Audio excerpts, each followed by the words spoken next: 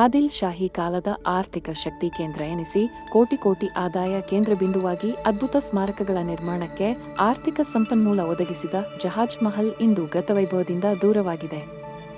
ಗತವೈಭವ ಬಿಡಿ, ಜಹಾಜ್ ಮಹಲ್ ವಿಜಯಪುರದಲ್ಲಿದೆ ಎಂದರೆ ಇಲ್ಲಿನ ಜನತೆ ಏನು ಹುಡುಗಾಟ ಆಡುತ್ತೀರಾ ಎಂದು ಪ್ರಶ್ನಿಸುವುದುಂಟು.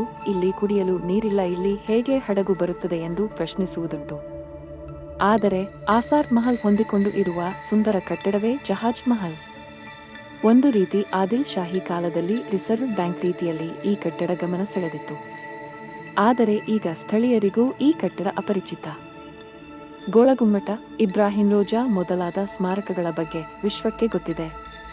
ಆದರೆ ಈ ಅದ್ಭುತ ಸ್ಮಾರಕಗಳ ನಿರ್ಮಾಣಕ್ಕೆ ಆರ್ಥಿಕ ಸಂಪನ್ಮೂಲವನ್ನು ಸಂಗ್ರಹಿಸಿಕೊಟ್ಟ ನೌಕಾಪಡೆಯ ಕೇಂದ್ರ ಕಚೇರಿಯಾಗಿದ್ದ ಜಹಾಜ್ ಮಹಲ್ ನಿರ್ಲಕ್ಷ್ಯಕ್ಕೊಳಗಾಗಿದೆ.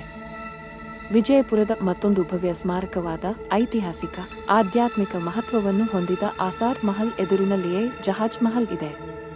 ಹಜರತ್ ಮೊಹಮ್ಮದ್ ಪೈಗಂಬರ್ ಅವರ ಕೇಶಗಳನ್ನು ಹೊಂದಿರುವ ಬೆಳ್ಳಿ ಪೆಟ್ಟಿಗೆ ಇರಿಸಲಾಗಿರುವ ಆಸಾರ್ ಮಹಲ್ ಬಗ್ಗೆ ಗೊತ್ತಿಲ್ಲದವರಿಲ್ಲ.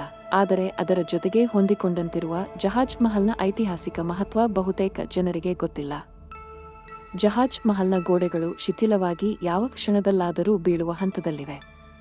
ಪುರಾತತ್ವ ಇಲಾಖೆ ಹಾಗೂ ಜಿಲ್ಲಾಡಳಿತ ಈ ಮಹಲ್ನ ಅವಶೇಷಗಳನ್ನು ಸಂರಕ್ಷಿಸುವ ಯಾವುದೇ ಯೋಜನೆಯನ್ನು ಈ ಕ್ಷಣದವರೆಗೂ ರೂಪಿಸಿಲ್ಲ. ಅಷ್ಟೇ ಏಕೆ, ಜಹಾಜ್ ಮಹಲ್ಗೆ ಸಂಬಂಧಿಸಿದ ಕನಿಷ್ಠ ಮಾಹಿತಿಯನ್ನು ಒದಗಿಸುವ ಫಲಕವನ್ನು ಅಳವಡಿಸಿಲ್ಲ. 12 ಬಂದರುಗಳ ಮೇಲೆ ನಿಯಂತ್ರಣ ಹೊಂದಿದ್ದ ನೌಕಾಪಡೆ ಕೇಂದ್ರ ಕಚೇರಿ ಜಹಾಜ್ ಮಹಲ್. ಸ್ವತಃ ಬಾದಶಾಹರು ಸಾತ್ ಮಂಜಿಲ್ ಅರಮನೆಯಿಂದ ಪಸಾರಿ ಕಮನ್ ಮೇಲ್ಸೇತುವೆಯಿಂದ ಹಾದು ಇಲ್ಲಿಗೆ ಬಂದು ಕಚೇರಿಯ ಕೆಲಸ ಕಾರ್ಯಗಳ ಪರಿಶೀಲನೆ ನಡೆಸುತ್ತಿದ್ದರು.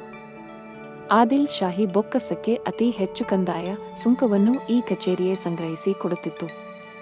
ಶಾಶ್ವತ ಬರಗಾಲ ಪೀಡಿತ ವಿಜಯಪುರವನ್ನು ದಕ್ಷಿಣದ ಕಾಶ್ಮೀರವನ್ನಾಗಿ ಮಾಡುವುದಕ್ಕೆ ಕಾರಣವಾಗಿದ್ದು ಆದಿಲ್ ಶಾಹಿಯ ನೌಕಾಪಡೆ.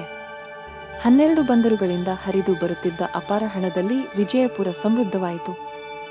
ಗೋಳಗುಮ್ಮಟ, ಇಬ್ರಾಹಿಂ ರೋಜಾ ಮೊದಲಾದ ಅದ್ಭುತ ಕಟ್ಟಡಗಳು ತಲೆ ಎತ್ತಲು ಕಾರಣವಾಯಿತು. ಒಂದು ಕಾಲಕ್ಕೆ ಜಹಾಜ್ ಮಹಲ್ಗೆ ರಾಷ್ಟ್ರದ 12 ಬಂದರುಗಳಿಂದ ಪ್ರತಿ ತಿಂಗಳು 1.22 ಲಕ್ಷ ಹೊನ್ನು ಸುಂಕ ಹರಿದು ಬರುತ್ತಿತ್ತು. ಅಂದರೆ ಈಗಿನ ಲೆಕ್ಕದಲ್ಲಿ ಸುಮಾರು 300 ಕೋಟಿ ರೂಪಾಯಿ ಆದಾಯವಿತ್ತು. ವಿವಿಧ ಬಂದರುಗಳಿಂದ ವಿಜಯಪುರಕ್ಕೆ ತರಲಾದ ಆಮದು ವಸ್ತುಗಳ ಮಾರಾಟಕ್ಕಾಗಿಯೇ ಲಂಗರ್ ಬಜಾರ್ ಎಂಬ ಮಾರುಕಟ್ಟೆಯನ್ನೇ ನಿರ್ಮಿಸಲಾಗಿತ್ತು. ಈ ಮಾರುಕಟ್ಟೆಯನ್ನು ಜಹಾಜ್ ಮಹಲ್ ನಿಯಂತ್ರಿಸುತ್ತಿತ್ತು ಎನ್ನಲಾಗಿದೆ.